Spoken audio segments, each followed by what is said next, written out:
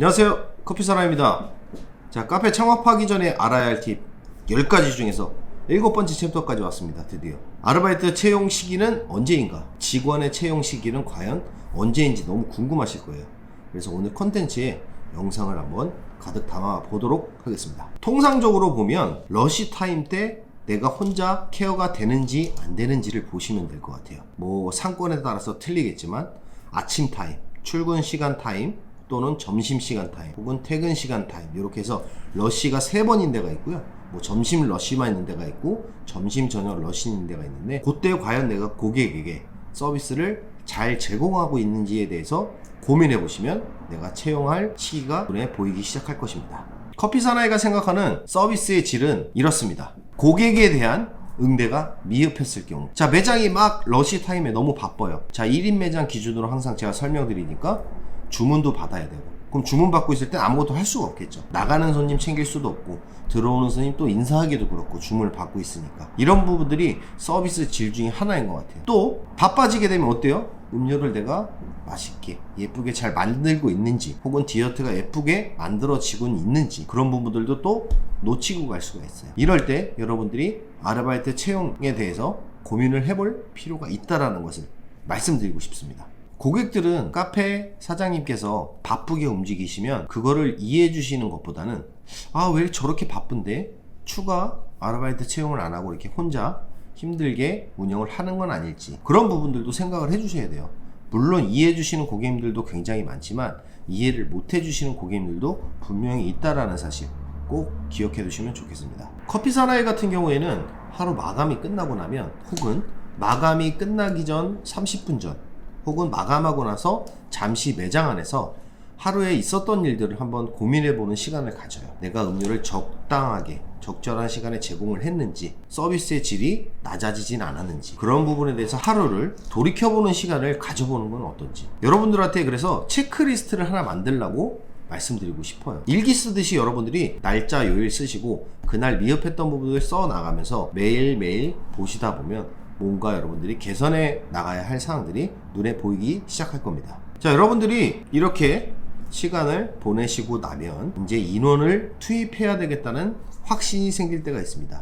그때 여러분들 예산을 한번 점검해 보세요. 예산이라 함은 매출 대비 순수익이 얼마가 남아서 내가 얼마만큼의 아르바이트 및 직원을 채용할 수 있는지 여러분들이 컨디션을 점검하는 시간을 가져보라는 말씀입니다. 그럼 예산 점검을 어떻게 하는지 커피사나이가 간단한 툴로 여러분들한테 설명해 드릴 거고요. 여러분들은 제가 알려드린 이 툴을 사용해서 세부적인 금액, 여러분들이 잘 아시잖아요. 얼마나 전기세가 나가고 월세가 나고, 여러분들 컨디션에 맞춰서 금액을 넣어서 한번 정리해 보시는 시간을 한번 가져보세요. 자, 커피사나이는 매출 1000만 원으로 잡아봤습니다. 당연히 월 매출이고요. 부가세 10% 빼놓으셔야 할 것이고, 원가 한 30%로 잡아봤습니다. 그래서 300만원. 고정관리비는, 제가 말씀드린 고정관리비는 이제 인터넷 사용료라든지 난방비라든지 에어컨 사용료라든지 기본적인 비용을 말씀드리는 거고요.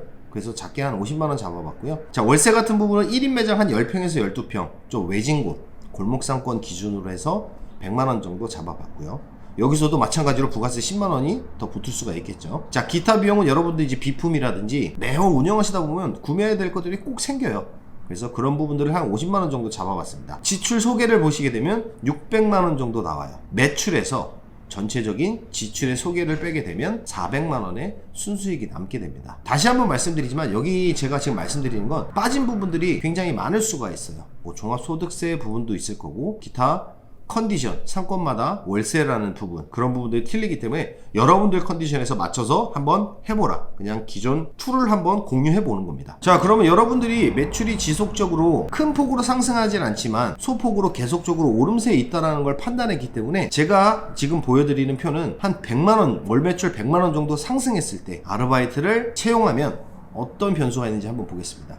자, 매출은 1100만원, 처음 보여드렸던 것보다 100만원 정도 상승했고요. 부가세, 원가, 관리비, 월세, 기타에서 소개가 640인데 순수익이 그러면 460만원, 아까 보여드렸던 표보다 60만원 더 발생됐죠, 이익이. 하지만 여러분들이, 제가 지금 인건비 50만원 잡아놨는데 정말 바쁜 시간대에만 아르바이트를 채용했을 때 저렇게 비용이 나온다는 거고요. 저기 재반대에는 또 지출되는 비용이 있겠죠. 뭐 주유 수당이라든지, 그리고 뭐 4대 보험료라든지 기타 그 지출될 수 있는 비용이 있다라는 거 꼭 잊지 마시고요. 자, 그렇게 됐을 때 아르바이트 채용을 하면서 최종 수익은 어때요? 아까의 400만원보다 10만원 많은 410만원을 벌면서 서비스의 질을 확실히 높일 수가 있어요. 아르바이트 채용되게 되면 아르바이트생이 주문을 받을 때 사장님은 고객과 아이 컨택도 하고 인사도 하고 안부도 물으면서 여러 가지 서비스를 높일 수가 있다라는 거. 저 50만원을 내가 안 쓰고 가지시겠다라는 마음을 먹으면 그만큼 서비스의 질이 떨어지지 않을까. 절대 아까워하지 마라.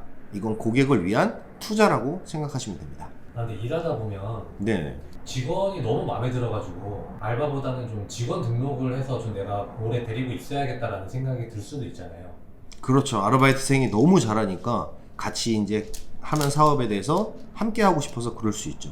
그래서 갑자기 정직원을 등록을 해버리거나 그럴 때는 좀 어떻게 나올지도 궁금하거든요. 그거를 한번 표로 해서 한번 보도록 할게요. 근데 이제 중요한 포인트는 그런 것 같아요. 내가 여유가 생기기 위해서 정직원을 채용해서 나의 여가 시간을 즐기는 것인가, 아니면 사업의 확장을 위해서 채용하는 것인가에 대해서 한번 고민하면서 여러분 표를 한번 같이 보겠습니다. 자, 매출은 똑같이 아까 보여드렸던 거, 전에 보여드렸던 거랑 똑같아요. 매출은 월 평균 1100만원의 매출이고 부가세부터 기타 비용까지 빼서 640만원의 지출이 있습니다. 자, 거기서 매출에서 이제 지출을 빼게 되면 순수익이 얼마예요? 460인데 아까 같은 경우에는 아르바이트생 50만원의 예산만 잡아서 했기 때문에 410만원이라는 비용이 남았지만 정직원 채용했어요. 자, 여기 말씀드린 건 여러분 200만원이지만 요즘 최저임금 아시잖아요. 200만원 넘는 거 했을 때 여러분들 순수익이 확 떨어지게 됩니다. 여러분들 현재 1100만원의 매출에 대한 컨디션에서는 아직 직원 채용에 대한 부분이 어려운 건 아닌지에 대해서 고민을 해볼 필요가 있습니다. 그러면 정직원 채용은 언제쯤 하면 좋은지, 매출이 어느 정도 나와야 괜찮은 컨디션을 유지할 수 있을지 궁금하거든요. 아, 네네. 그거 많이들 궁금해 하실 것 같아요. 그래서 일단 뭐 우리가 할 수 없는 매출에 대해서 표를 만들어 놓고 하는 것보다 실질적인 거 한번 보도록 할게요. 자, 지금 보시는 표는 매출 아까 보여드렸던 영상보다 100만원 더 올려봤어요. 월 매출 1200만원, 1매출 한 40만원 정도 되겠죠. 그래서 부가세부터 쭉 지출 빼고 나면 순수익이 520 정도 남아요. 근데 우리가 정직원을 채용했단 말이에요. 그럼 200만원을 제외하고 나면 320만원 정도 남게 되죠. 자, 여기서 설명해드리고 싶은 부분이 뭐였냐면, 결국에는 내가 정직원을 채용하려면 내가 매출 외형을 늘려야 되겠구나 라는 생각을 꼭 하시라는 거예요. 정직원이 채용됐을 때는 여러분들이 부가 매출을 할 수 있는 그 무엇의 아이템을 꼭 만드셔야 돼요. 직원이 들어왔다고 해서 내가 여유가 생겨서 하루 일주일에 한 번도 안 쉬던 걸 갑자기 2, 3일씩 쉬고 개인 볼일 보러 다니고 그러시는 것보다 정직원이 채용된 만큼 더 열심히 움직여서 제빵을 만든다든지 아니면 마카롱이라도 하나 더 수제로 만들어 본다든지 그런 사업적인 부분에 투자를 할 수 있는 시간이라고 보시면 될 것 같아요. 그렇다면 여러분들이 과연 얼마 정도의 매출을 일으켜야 정직원을 채용하면서 나도 순수익을 어느 정도는 벌어갈 수 있는지 한번 마지막으로 보도록 하겠습니다. 자, 월 매출 1400일 경우에요. 자, 부가세부터 해서 지출을 빼게 되면 한 760만원 정도 빠져나가고 순수익이 640 정도 남습니다. 자, 여기서 인건비 200만원을 제외하면 440만원. 제가 제일 처음에 보내드렸던 1인 매장으로 운영했을 때 한 400 정도 순수익 났을 때랑 좀 비슷한 컨디션이죠. 근데 정직원도 한 명 있고 서비스의 질도 높아지고 내가 추가로 디저트 개발해서 할 수 있는 것도 생기고 처음보다 순수익은 똑같지만 여러분들이 질이 확실히 올라가 있는 컨디션이라고 보면 될 것 같아요. 근데 다시 한번 얘기하지만 여기에는 지금 관리 비용도 더 추가적으로 빠져나갈 수 있고요. 뭐 4대 보험료, 식대, 뭐 기타, 뭐 추가 지출 사항이 늘어날 수도 있고 고정관리비랑 기타 비용도 지출될 수도 있고 이런 부분들이 저 최종 수익 440에서 마이너스 플러스 마이너스를 좀 보셔야 돼요. 근데 플러스는 없겠죠. 마이너스 폭이 좀 있다라는 거, 그리고 부가세부터 지출 소개까지는 매장마다 다르다는 거 다시 한번 강조해서 말씀드리고 싶어요. 여러분들 1400만원 매출이라고 하면 1평균 한 47만원 정도, 정확하게는 46만 6천원인데요 매월 1일부터 말일까지 하루도 안 쉬고 했을 때 46만원을 비가 오나 눈이 오나 항상 판매해야 된다는 거예요. 근데 1인 매장 하고 계신 분들 혹은 예정이신 분들 잘 아실 거예요. 쉽지 않다라는 금액인 거. 분명히 점심 저녁 러시 타임이 없다면 하기 힘든 매출이라는 걸 잘 아실 겁니다. 그만큼 제가 말씀드린 1400이라는 숫자는 쉽지 않은 숫자라는 거 꼭 염두해 두세요. 그러면은 순수익이 400만 원대보다 뭐 직원 채용해가지고 뭐 이것저것 네. 더 빠져나가서 뭐 300만 원대까지 떨어진다고 하더라도 네. 직장 생활하는 것보다 훨씬 더 괜찮은 거 아닌가 생각이 들거든요. 직원도 한 명 있고 그죠? 네. 그런데 여러분들이 좀 헷갈리시는 게 그런 것 같아요. 지금 카페에서 나오는 저 440만 원의 매출과 직장인이 300만 원 버는 거는 차이가 하나 있습니다. 뭘까요? 근무일 수가 달라요. 직장인들은 빨간 날 휴무를 가지시고 토요일 일요일 휴무를 가지시는 걸로 알고 있습니다. 하지만 카페를 운영하시는 분들은 휴무가 만약에 지정된 휴무가 없다면 계속 일을 하게 돼요. 그 기준은 뭘까요? 아르바이트 직원이 없었을 경우. 그럼 1일부터 30일까지 일해서 440만 원 버는 거랑 직장인들 20일에서 한 22일 정도 일해서 300만 원 버는 거랑 일당 차이가 크게 없다라는 거. 그리고 또 하나, 카페 자영업 하시는 분들은 매일매일이 스트레스의 연속이에요. 어떤 신메뉴를 개발을 해야 되고 내일 매출 떨어지진 않을지, 내일은 뭐 비나 눈이 오진 않을지, 매출이 또 어떻게 해야 또 오를지, 그냥 고민의 연속이기 때문에 정신적인 스트레스 또한 굉장히 강하다는 걸 꼭 말씀드리고 싶습니다. 자, 금일 제가 컨텐츠 영상을 요약해서 말씀드려 볼게요. 직원을 채용하기로 마음을 먹으셨다면 월 매출 목표를 상승시켜라. 꼭 필요한 부분이에요. 오늘 표를 보면서 다 설명을 해드렸기 때문에 왜 목표 매출을 상승시켜야 되는지 여러분들이 잘 아실 거고요. 커피 사나이는 그걸 추천해 드릴게요. 1인 매장 대표님께서 운영하시다가 직원 채용으로 바로 넘어가시지 말고요. 아르바이트 채용을 최저 비용으로 일단 운영을 하시면서 내가 특별하게 뭔가 새로운 것을 도전해야 되겠다, 시도해야 되겠다, 이런 시점이 됐을 때 직원 채용에 대한 부분을 생각해 보세요. 그리고 꼭 하지 말아야 될 부분은 뭐냐? 아르바이트생이 됐든 직원분이 됐든 채용이 됐을 때 내가 마음의 여유를 가지시지 마라. 더 채용됐을 때 열심히 하셔야 돼요. 매출 목표를 더 상승시키기 위해서, 서비스 질을 높이기 위해서 채용한 거기 때문에 꼭 더 열심히 하셔라 라는 말씀을 꼭 드리고 싶습니다.